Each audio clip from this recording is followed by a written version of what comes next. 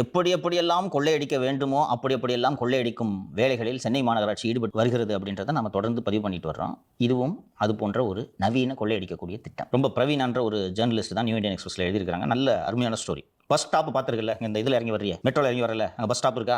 என்ன இருக்கும் அங்கே பஸ் ஸ்டாப்பில்? நிழற்குறை மாதிரி போட்டு வச்சுமா 4 சீட் இருக்கும். கரெக்டாக புதிய பேருந்து நிழற்குறைகளை அமைக்க போகிறோம்னு சொல்லிட்டு டெண்டர் விட்டு ஒவ்வொரு நிழற்குறையும் 24 லட்சம் ரூபாய் ஆகுது. இது எதில் கட்டுகிறார்கள் என்றால் அந்தந்த மாநகராட்சி மாமன்ற உறுப்பினர்களோட தொகுதி மேம்பாட்டு நிதியில் கட்டுறாங்க. எக்ஸ்பிரஸ்ல இந்த பிரவீனான்ற ரிப்போர்ட்டர் அந்த டெண்டர் எடுத்துக்கிட்டு எங்கெங்கெல்லாம் கட்டுறாங்க அங்கே போவோம் என்று போகிறார்.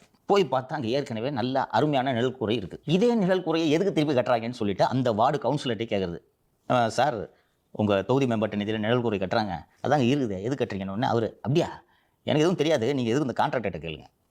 இவங்க கான்ட்ராக்டர்கிட்ட கேட்குறாங்க. அவர் நம்பர் கொடுக்கு சார், கான்ட்ராக்டர் வாங்கிக்கலாம்.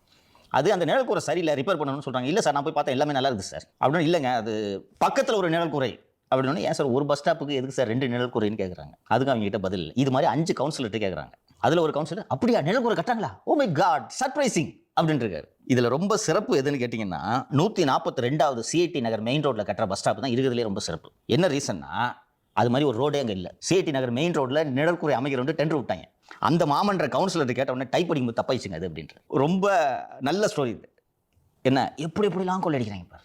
அப்புறம் அந்த ரிப்போர்ட்டரே வந்து, சார் அந்த நிழற்குறையில் ஒரு 2 சீட்டு தான் டேமேஜாக இருக்குது, 3 சீட்டு நல்லா இருக்குது, 2 சீட்டு டேமேஜாக இருக்குது, அது ரிப்பேர் பண்ணால் போதுமே, எதுக்கு சார் புதுசாக கட்டுறீங்கன்னு கேட்டோன்னே, ரிப்பேர் பண்ணுறது சட்டத்தில் இடம் இல்லை, புதுசாக கட்டுறது தான் சட்டத்தில் இடம். இன்னொரு மேற்கூரை, அது வந்து நார்த் மெட்ராஸில் கிளைவ் பேட்டரி அப்படின்ற ஒரு இடத்துல ஒரு மேற்கூரை நிழற்குறை அமைக்கிறது இது மாதிரி சொல்லும்போது, சார் ஏற்கனவே அங்கே ஒன்று இருக்குது, நீங்கள் போய் பக்கத்தில் ஒன்று அமைக்கிறீங்கன்னு கேட்டவொன்னே அந்த கவுன்சிலர் சொல்கிறார் பாரு, சமயத்தில் பஸ் வந்து பஸ் ஸ்டாண்டில் நிற்காம கொஞ்சம் தள்ளி போய் நிறுத்துறாங்க, அதனால் அங்கே ஒரு நிழற்குறை சரியாதான் சொல்லியிருக்காங்கப்பா. மக்கள் மீது இவ்வளோ அக்கறை இருக்குது சார். இவ்வளவு ஊடகங்கள் எழுதும் போதே இப்படி கொள்ளையடிக்கிறாங்களே, இவர்களும் அமைதியாகிவிட்டால் எப்படி கொள்ளையடிப்பார்கள்?